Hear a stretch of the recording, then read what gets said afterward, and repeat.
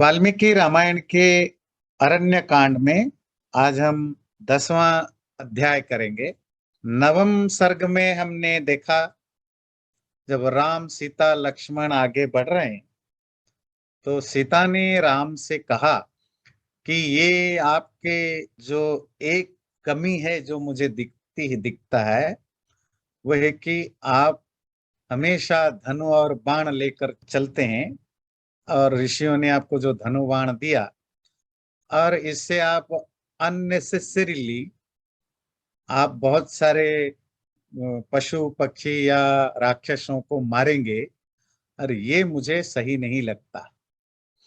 और इसीलिए मेरा ये आपसे सजेशन है कि आप धनु बाण वगैरह साथ में मत रखिए। आपकी जो क्षत्रियता है, जब आप वापस अयोध्या जाएं, राजा बने, तब आप दोबारा ये सब जो आपके पास वेपन्स है, अस्त्र शस्त्र है, वो सब अपने पास रखिए। तब आपकी वो जरूरत है युद्ध करने के लिए, शत्रु को नुकसान पहुंचाने के लिए, या जो जो गलत लोग हैं उनसे बचाने के लिए। जंगल में आप तपस्वी बनने आए हैं और तपस्वी होने के लिए आपको ये धनु बाण तीर वगैरह रखना नहीं चाहिए। नहीं तो फिर कभी ना कभी इमोशनली ऐसा मोमेंट आता है जहां आप अपना धनुबाण चला लेते हैं और उससे काफी पशु पक्षी राक्षस या जो भी हैं वो नीडलेसली बिना किसी कारण से मारे जा सकते हैं। और ये हिंसा आप में हो सकता है, इसीलिए मुझे ये अच्छा नहीं लगता। तो सीता के इस उपदेश के बाद राम सीता को जो कहते हैं वो हम 10वें सर्ग में देखेंगे। वाक्यमे तत्तु वैदेह्या व्याहृतं भर्तृभक्तया श्रुत्वा धर्मे स्थितो रामः प्रत्युवाचाथ जानकीं हितमुक्तं त्वया देवी स्निग्धया सदृशं वचः कुलं व्यपदिशन्त्या च धर्मज्ञे जनकात्मजे। वैदेही विदेह की रहने वाली सीता का इस तरह के वाक्यों को, वचन को सुन करके धर्म में हमेशा टिके रहने वाले राम ने जानकी को उत्तर दिया, आपने जो कुछ बोला वो बड़ा हित मेरे भलाई के लिए और बहुत ही मीठे तरीके से आपने इसको प्रेजेंट किया। किम नु वक्ष्याम्यहं देवी त्वयैवोक्तमिदं वचः क्षत्रियैर्धार्यते चापो नार्थ शब्दो भवेदिति। हे देवी सीता, मैं आपको क्या बताऊं? त्वयैव उक्तम इदम वचः, आपने ही खुद बोला। क्या? क्षत्रिय ही धार्यते चापो, जो क्षत्रिय होते हैं, जो सोल्जर्स होते हैं, वॉरियर्स होते हैं, वो चाप या धनुष को धारण करते हैं। क्यों? नार्थ शब्दो भवेदिति, कहीं से कोई किसी दुखियारे का आवाज ना सुनाई दे, वो आवाज ना सुनाई दे इसको रोकने के लिए वो धनु धारण करते हैं। कौन सा आवाज? किसी दुखी का, परेशान का, जिसके साथ कोई टर्चर हुआ है, परेशानी हुई है, ऐसे व्यक्ति का आवाज ना सुनाई दे, या कोई डिस्ट्रेस में है, इसीलिए क्षत्रियों को धनु धारण करने की जरूरत है। ते चार्ता दंडकारण्ये मुनयः संशित व्रतः मां सीते स्वयमागम्य शरण्यम शरणम गतः।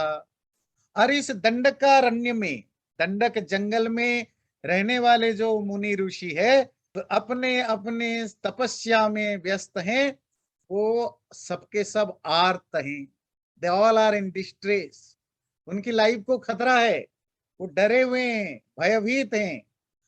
और सीते, वो खुद मेरे पास आकर के मेरा शरण मांगा है, मेरी हेल्प मांगा है। और देखिए, मुझे शर्म आता है ये क्यों? वो ऋषि जो दूसरों के शरण्य हैं, जो दूसरों के शेल्टर होना चाहिए, रिफ्यूज होना चाहिए, लोग उनके पास जाते हैं सुख शांति के लिए, पर वो बेचारे इतने आर्त, इतने दुखी और डिस्ट्रेस हैं, वो मेरे से शरण मांगने आए हैं और उनको बचाना मेरा काम है। वसंतो धर्म निरता वने मूल फलाशनः न लभन्ते सुखम भीता राक्षसैः क्रूरकर्मभिः काले काले च निरता नियमैर्विविधैर्वने भक्ष्यन्ते राक्षसैर्भीमैर् नरमांसोपजीविभिः। ये जो ऋषि मुनि लोग कैसे हैं? बेचारे बने जंगल में वसंत रहते हुए धर्म निरता, हमेशा धर्म का पालन करते हुए, मूल फलाशना, बेचारे फल और मूल खाने वाले, न लभन्ते सुखम, तब भी उनको सुख नहीं मिलता। क्यों? राक्षसई क्रूर कर्म भी भीता, क्रूर कर्म करने वाले, डरावनी काम करने वाले इन राक्षसों के द्वारा वो डराए गए हैं। काले काले च निरता नियमैर विविधैर बने, इस जंगल में 50 तरह के नियम, अपना जो सेल्फ रेगुलेशन से, उस सेल्फ रेगुलेशन को पालन करते हुए यहाँ रहते हैं। उसके बावजूद भक्षन्ते राक्षसैर, वो राक्षसों के द्वारा खाए दिए जाते हैं। और वो राक्षस कौन? नरमान सोपजीविभिः, जो मनुष्यों का मांस खाने वाले, जो कैनिबल्स हैं, जो ह्यूमन फ्लेसेस खाते हैं, ऐसे जो खतरनाक राक्षस इन बेचारे तपस्या करने वाले ऋषि मुनियों को खा जाते हैं। ते भक्ष्यमाण मुनयो दंडकारण्यवासिनः अस्मानभ्यवपद्येति मामूचुर द्विज सत्तम। वो ब्राह्मणों में श्रेष्ठ दंडकारण्य में रहने वाले, दंडक जंगल में रहने वाले, ये राक्षसों के द्वारा खाए जाने वाले ये मुनि लोग असमान, मेरे पास आकर के, मेरे शरण मांग करके, माम ऊंचू मुझे बोला कि हमें बचाओ। मया तो वचनम श्रुत्वा तेषामेव मुखाच्युतम कृत्वा चरण शुश्रूषाम वाक्यमेतदुदाहृतम प्रसीदन्तु भवन्तो मे ह्रीरेषा हिममातुला यदि दृशैरहं विप्रैरुपस्थेयैरुपस्थितः। और मैंने क्या किया? उनके मुंह से निकले हुए वचन को सुनकर मैंने उनके चरण छू करके यही बोला उनको, आप लोग प्रसन्न रहिए, खुश रहिए। मेरे लिए तो ये एम्बेरेसिंग स्टेट चीज है, शर्म की बात है, ह्रीमला शर्म, कि मेरे राज्य होते हुए आप इतने दुखी हैं। जिन ऋषियों के पास मुझ जैसे राजा या राजकुमार को खुद आना चाहिए, वो ऋषि मुनि पूजनीय रेस्पेक्टेबल, वो मेरे पास आकर के मेरा शरण मांग रहे हैं, ये मेरे लिए शेमफुल है। मैं आपको वचन देता हूं, मैं आपकी रक्षा करूं। किम करोमीति च मया व्याहृतम द्विजसन्निधौ सर्वैरेते समागम्य वागियम समुदारता राक्षसै दंडकारण्ये बहुभिः कामरूपिभिः अर्दिता स्म दृढ़म राम भवान तत्र रक्षतु। जब मैंने उनसे पूछा पैर पकड़ के, ये मेरे लिए शेमफुल है कि आप मेरे पास अभय मांगने आए हैं, बताइए मैं आपका क्या करूं। किम करोमी इति मया व्याहृतम, मैंने ये बोला, बताइए मैं क्या करूं। तब वो सारे ऋषि मुनि मिल करके मुझसे बोले, दंडकारण्य में बहुत सारे राक्षस रहते हैं, कामरूपी भी, और वो अलग अलग समय पर अपना फॉर्म, रूप बदलते रहते हैं, और उनके द्वारा हम एब्सोल्युटली अर्दित हैं, कुचले जाते हैं, मारे जाते हैं। आप हमें उनसे बचाइए। हमें क्या करूं? होम कालेषु संप्राप्तः पर्व कालेषु चानघः दर्शयन्ति सुदुर्धर्षा राक्षसः पिशिताशन राक्षसैर्धर्षितानां च तापसानां तपस्विनां गतिं मृगयमाणानां भवान्नः परमा गतिः। और ये राक्षस लोग जब होम हो रहा हो, होम समझते हैं हवन को, हवन का दूसरा नाम होम है, तो यज्ञ के समय ये पहुंच जाते, हमारा दर्शन करते, हमें सप्रेश करते हैं, अटैक करते हैं। पर्वकालेषु च, और जो पर्व होता है, आपकी फुल मून है, पूर्णिमा है, अमावस्या है, संक्रांति है, एक तो हवन के समय आकर के उत्पात मचाते हैं, परेशान करते हैं, पर्व काल में भी आकर हमारे ऊपर अत्याचार करते हैं। और कौन है राक्षस? जो सुदुर्धर्षा, जिनको कंट्रोल करना मुश्किल है, पिशिताशना, और जो मांस खाते हैं। पिशित कहते हैं मांस, अशना कहते हैं खाने वाले, मीट ईटर्स होते हैं। ऐसे दुष्ट राक्षस लोग हमें परेशान करते हैं। राक्षस इसीलिए हे राम, इन राक्षसों के द्वारा हमेशा परेशान, टर्मेंटेड, या जो परेशान किए हुए हम लोगों का आप ही गति हो, आप ही शरण हो। भवान न परमागति, हमारे लिए आप आए हो। यहाँ कोई राजा महाराजे राजकुमार तो आता नहीं है, और आप आए हो, आप हमारी रक्षा के लिए आए, तो यू आर आवर रिफ्यूज और शेल्टर। कामं तप प्रभावेन शक्ता हन्तुं निशाचरान्, चिरार्जितं तु नेच्छाम स्तपः खण्डयितुं वयम्। बहुविघ्नं तपो नित्यं दुश्चरं चैव राघव, तेन शापं न मुञ्चामो भक्ष्यमाणाश्च राक्षसैः। चलो, ये दोनों श्लोक को समझने से पहले आपके मन में क्वेश्चन होना चाहिए कि मुनि ऋषि लोग तो उनकी तपस्या का पावर होता है ना।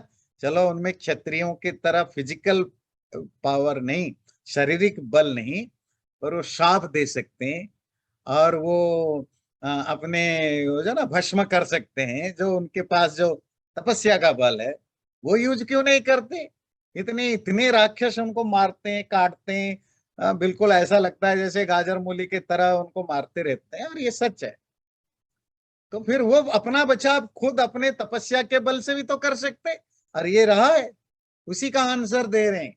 जैसे आपके मन में क्वेश्चन हो सकता है, राम के मन में भी क्वेश्चन आ सकता है। जी, आप सब ऋषि मुनि हो, बड़े सारे बड़े बड़े तपस्वी हो, बहुत बड़े बड़े कारनामे कर सकते हो अपनी तपस्या के बल पर, तो राक्षसों को मार क्यों नहीं देते, भस्म कर देते, शाप दे देते?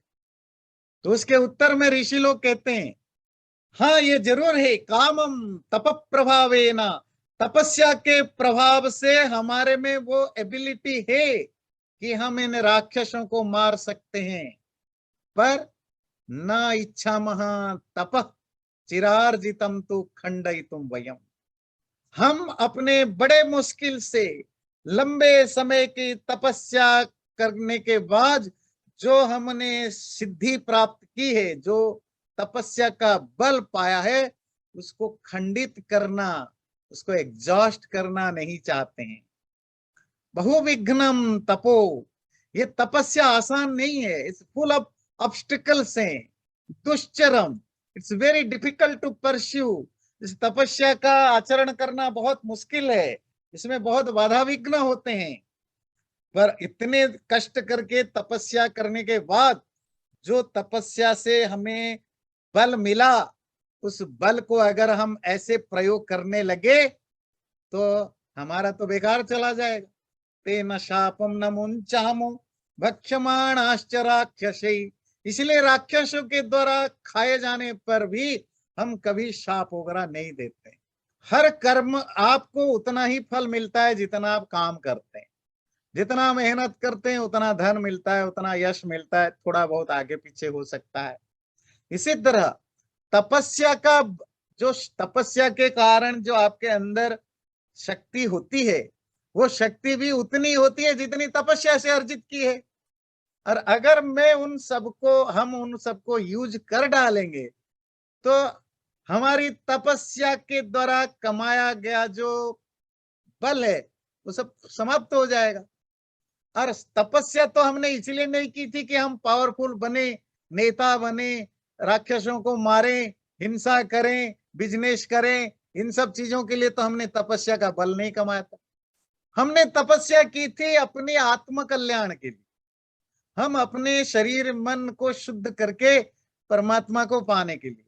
अगर हम अपनी तपस्या के द्वारा अर्जित जो आत्मबल है उसको अगर हम ऐसे जगह यूज करने लगे, दूसरों को शाप देने लगे, वर देने लगे, although we have that ability, तो फिर हमारा वो तपस्या सब कम बेकार होता जाएगा। और उतने बल कमाने के लिए फिर हमें और तपस्या करनी पड़ेगी, तो हमारा गोल से तो हम हटते जाएंगे ना। इसीलिए ध्यान रखिए, ये हमारे पूर्वजों से हमें ये सीख लेने की जरूरत है। ये जो आजकल ना, जो सो कल्ड साधु सन्यासी बाबा पॉलिटिक्स में चले जाते हैं, बिजनेस में चले जाते हैं, दुनिया भर के अपना अ, ड्रामा फैला रखे हैं जी, हम तो लोक कल्याण कर रहे हैं। ये लोक कल्याण नहीं कर रहे हो, आप धर्म का बिजनेस कर रहे हो। तपस्या करना तो बड़ा मुश्किल काम होता है, साधना करना, अपने आप को तपाना, उसके लायक बनाना। और तपाते समय भी ध्यान रखना, पतंजलि योग दर्शन में भी विभूतिपाद में लिखते हैं कि जैसे जैसे आपकी साधना स्पिरिचुअल प्रैक्टिस बढ़ेगी, आपको बहुत सारे है ना सुपर नेचुरल एबिलिटी आपके अंदर आएगी, है ना, ट्रांसेंडेंट पावर आपके अंदर आएगा। पर जब आप इन चीजों को यूज करने लगेंगे, तो फिर आपका जो फोकस है वो डाइल्यूट हो जाएगा, और धीरे धीरे आप फिर वही आम लोगों के तरह फिर आप सांसारिकता में फंस जाओगे। May be you will be not a common man, आप बड़े बहुत बड़ा आदमी बन सकते हैं, बिजनेसमैन, लीडर, या सम बहुत पॉपुलर गुरु, कुछ भी बन सकते हैं। पर आप फिर आत्मज्ञान के रास्ते में कभी नहीं जा सकते, क्योंकि वो रास्ता अलग है, वो अविद्या का रास्ता है, वो अपरा का रास्ता है ना। फिर आप दोबारा यहाँ नहीं आ सकते। इसका मतलब परा विद्या के लिए जो साधना की, उस साधना से जो आपको बल मिला, उस बल को अपने अपरा में यूज कर दिया। प्राचीन काल के ऋषि मुनि उनके लिए सावधान थे, वो अपने जीवन दे देते थे, पर तपस्या के द्वारा अर्जित चीजों को गलत यूज नहीं करते थे। हिंसा करना, द्वेष करना, या ऐसी चीजों में यूज नहीं करते थे। कोई रेयरली करता था, तो उसको फिर प्रायश रिपेंटेंस करना पड़ता था, उसको सालों लग जाते थे उस लेवल पर दोबारा आने के लिए।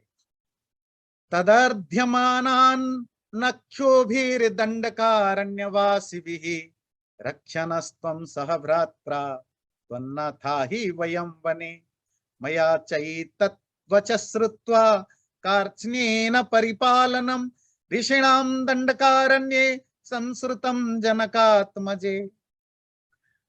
इसी तरह दंडकारण्य में रहने वाले राक्षसों के द्वारा परेशान इन ऋषियों ने मुझसे कहा, हे सीता, रक्षणस्त्वं, तुम हमें बचाओ, भ्रात्रा सह, अपने भाई के साथ, त्वन्नाथा ही वयम बने, हम इस जंगल में आपके ही सबोर्डिनेट हैं, आप ही हमारे नाथ हो, मतलब राजा हो, रक्षा बचाने वाले हो। इसीलिए हे सीता, मया, मेरे द्वारा, च एतत् वचः श्रुत्वा, ये वचन ऋषियों का सुन करके मैंने उनको प्रॉमिस किया है। क्या?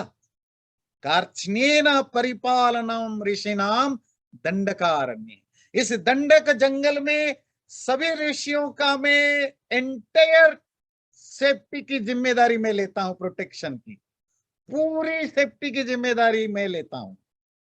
मैंने उनको प्रॉमिस कर रखा है, जनक की बेटी सीता। आप जानते हो, जो मैं एक बार प्रॉमिस किया उससे मैं पीछे नहीं हटता हूं। संसृत्य च न शक्ष्यामि जीवमानः प्रतिश्रवम् मुनिनाम अन्यथा कर्तुम सत्यम इष्टम हि मे सदा। हे जनक नंदिनी सीता, मैं अगर एक बार संकल्प कर लिया, कोई चीज प्रॉमिस कर लिया, तो मैं जीते जी उस संकल्प को तोड़ नहीं सकता। और मैंने तो यहाँ ऋषियों को ये वचन दिया है, और ऋषियों के सामने वचन देने पर टालना तो मुश्किल। मेरे लिए सत्य जो है ना, वो इष्ट है, सबसे फेवरेट। मेरे लाइफ में अगर कोई कहो ना, कोई आपका सबसे, व्हाट यू लाइक मोस्ट, आप सबसे ज्यादा किसको आप पसंद करते हो, मुझे कोई पूछे, राम कह रहे हैं, वो मेरे लिए तो सच। तो मैं कैसे टाल सकता हूं? अप्यहम जीवितम जय्याम, ये वाली ध्यान से नोट सुनिएगा, चाहे तो नोट कर सकते हैं।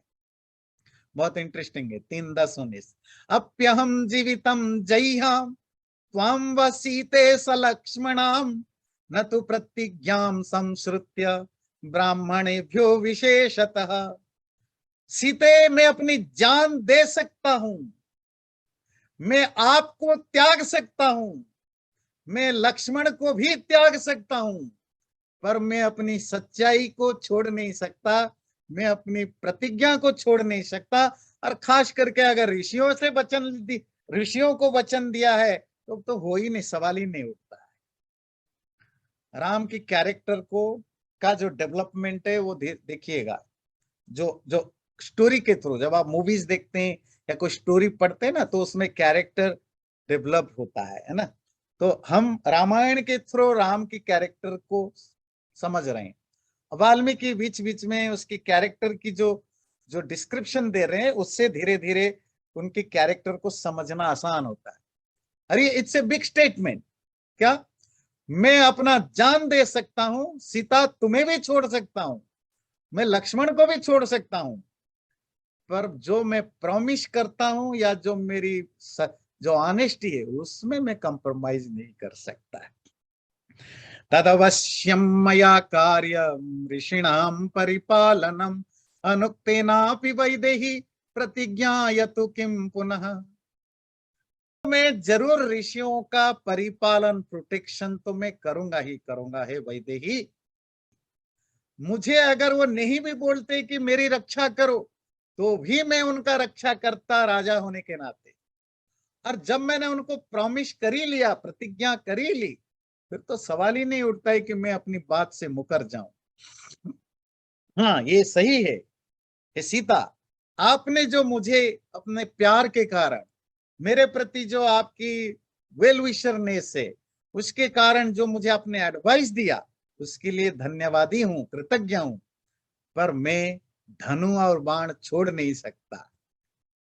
मम स्नेहाच्च सौहार्दा दिदमुक्तं त्वया नघे परितुष्टोऽस्म्यहं सीते नहि अनिष्टो नुशिष्यते। आपने मेरे मेरे प्रति क्योंकि आप प्यार रखते हैं, आपका स्नेह है, इसके कारण से सौहार्दा, क्योंकि आपके दिल में मेरे प्रति सौहार्द है, गुड फीलिंग है, इसीलिए आपने बोला हे अनघा, हे निष्पाप सिनलेस सीता, इसीलिए आपने मुझे बोला परितुष्टोस्मि, और मैं खुश हूं जो आपने बोला। क्यों?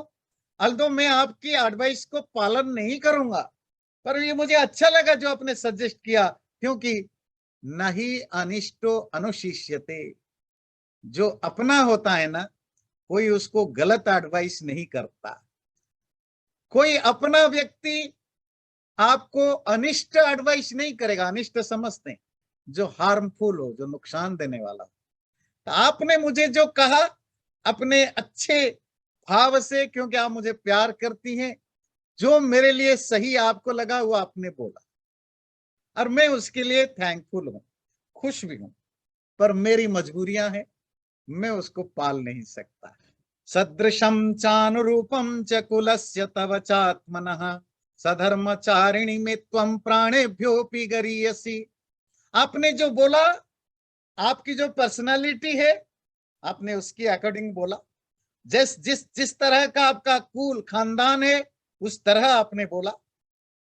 मतलब आपने जो कुछ बोला वो बिल्कुल सच, धर्म, ये सब के बेस है। और आपकी नेचर भी कंपैशनेट है, दया, धर्म, सत्य से भरा हुआ है। आपका जो खानदान है वो भी ऐसा ही है, और उसी अनुरूप बहुत ही उच्च कोटि के विचार आपने रखा। और मैं गर्व करता, मुझे प्यार है आपसे कि सधर्मचारिणी में त्वम, आप मेरे धर्मचारिणी हैं, मेरे साथ साथ धर्म को चरने वाले, धर्म का पालन करने वाली है। मैं आपकी बात अभी माना नहीं माना वो अलग चीज है, पर प्राणेभ्योपि गरीयसी, आप मेरी जान से भी बड़ी हैं। प्राणेभ्योपि गरीयसी, वो भी आप लोग भी बोलते होंगे अपने पत्नी को, पति को, मतलब अभी नहीं बोलते होंगे, पर जब नए नए शादी हुई होगी या शादी से पहले जरूर बोलते होंगे, है ना। जान से भी प्यारे हो। जान क्या है तुम्हारे साथ। तो राम भी वही बोलते, प्राणेभ्यो भी गरियसी, तुम मेरे जान प्राणों से भी बड़ी हो। इत्येवम् उक्त्वा वचनं महात्मा सीतां प्रियां मैथिल राजपुत्रीं रामो धनुष्मान् सह सह लक्ष्मणेन जगाम रम्याणि तपोवनानि। इस तरह महात्मा राम ने अपनी प्रिय मिथिला के राजकुमारी सीता को ऐसा बोल करके धनु के साथ लक्ष्मण के साथ उस तपोवन में चलने लगे। सीता ने जो उनको एडवाइस किया था उसके आंसर में राम ने ये बताया, और दोनों तीनों चलते रहते हैं। अब स्टोरी अब मैं आपको सुना देता हूं। ये 10वां सर्ग था, 11, 12, 13 को मैं समराइज करके बताऊंगा क्योंकि वो जस्ट जंगल में उनकी जर्निंग है। तो राम लक्ष्मण सीता इस बातचीत करके चलते चलते चलते रहे। मार्ग में रास्ते में भांति भांति के अलग अलग टाइप के छोटे बड़े सुंदर भयानक पहाड़ें, नदी, अलग अलग टाइप के नदियां, नाले, बहुत तरह के जानवर, पक्षी, वो सब मैंने स्किप कर दिया क्योंकि वो सब जंगलों का वर्णन है। नदियों को देखते हुए वो आगे बढ़ते रहे, और थोड़ी दूर आगे जाने के बाद उन्होंने एक पौंड देखा, तटाक, तालाब जिसको आप हिंदी में बोलते हैं, संस्कृत में तटाक कहते हैं। और वो तालाब में एक मीठा सा संगीत का आवाज सुनाई दे रहा।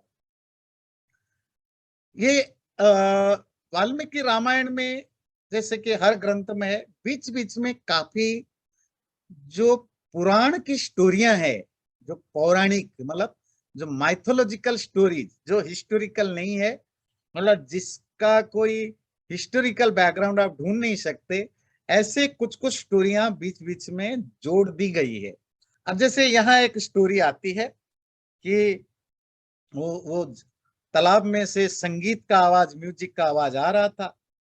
तो राम लक्ष्मण सीता को बड़ा आश्चर्य हुआ, ये कहाँ से आवाज आ रहा है।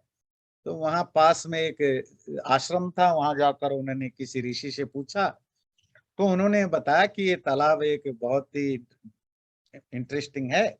इस तालाब का नाम है पंचापसर। पंचापसर, पंचमला 5, अप्सरा कहते हैं अप्सराएं। और इंटरेस्टिंगली आप देखेंगे ये जो अप्सरा है ना, जिसको अंग्रेजी में एंजल्स कहते हैं, ये हमारे सनातन धर्म या संस्कृत लिटरेचर में इसका कोई कंसेप्ट पुराने नहीं है।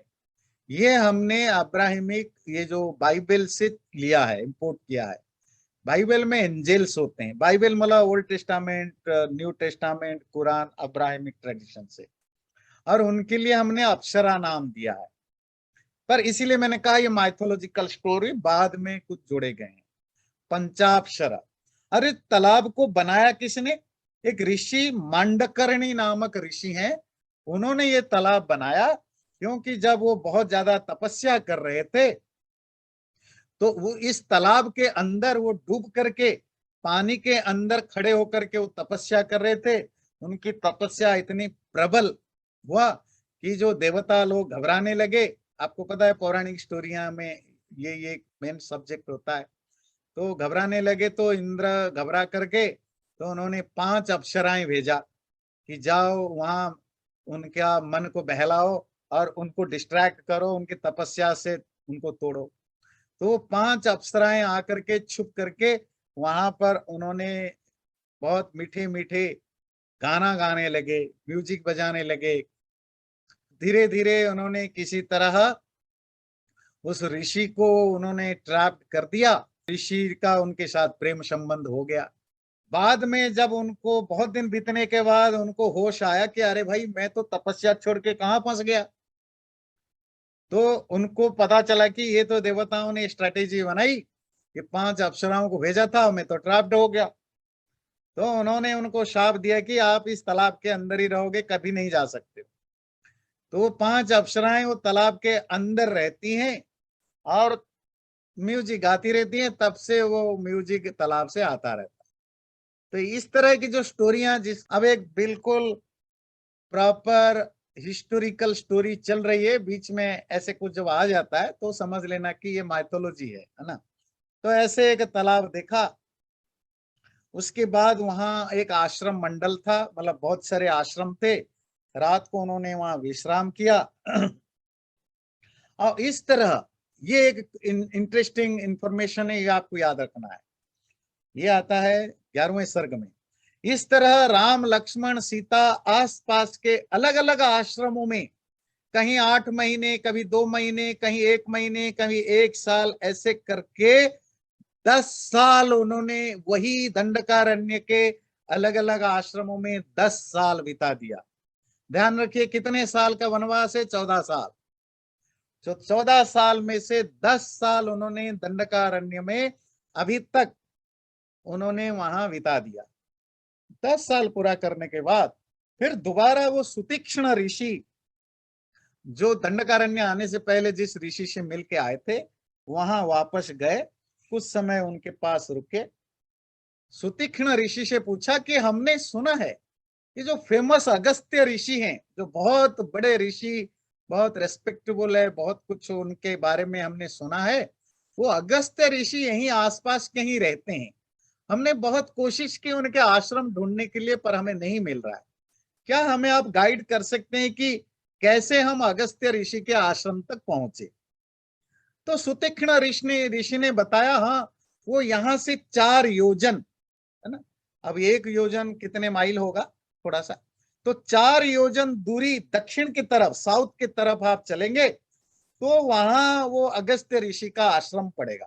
तो उसके बाद राम सीता आगे बढ़े, 12वें सर्ग में जाकर के अगस्त्य आश्रम में पहुंचे। और अगस्त्य के आश्रम में जब पहुंचते हैं तो जैसे कि वहां आश्रम के लोग उनका सत्कार करते हैं। फिर राम लक्ष्मण सीता उनके शिष्यों को कहते हैं कि हम दशरथ के पुत्र हैं, ये हमारी पत्नी है, हम अयोध्या से आए हुए हैं, हम ऋषि अगस्त्य से मिलना चाहते हैं, जरा जाकर के बताइए। तो अगस्त्य के शिष्य जाकर अगस्त्य से बातचीत करते हैं। तो अगस्त्य सुन करके बड़े प्रसन्न होते हैं, कहते हैं जरूर बुलाइए।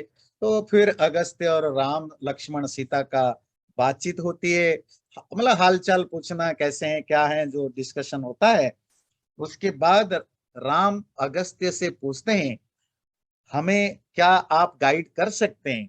हमारे जो 14 साल में से तो हम 10 साल तो उन्होंने दंडकारण्य में बिता चुके हैं, और बाकी आने जाने में जितना साल गया होगा, बाकी जो बचा समय है उसको बिताने के लिए कोई आप हमें एक अच्छा सा जगह सजेस्ट करेंगे जंगल में, जहां हम आसानी से बाकी के साल बिता सकें?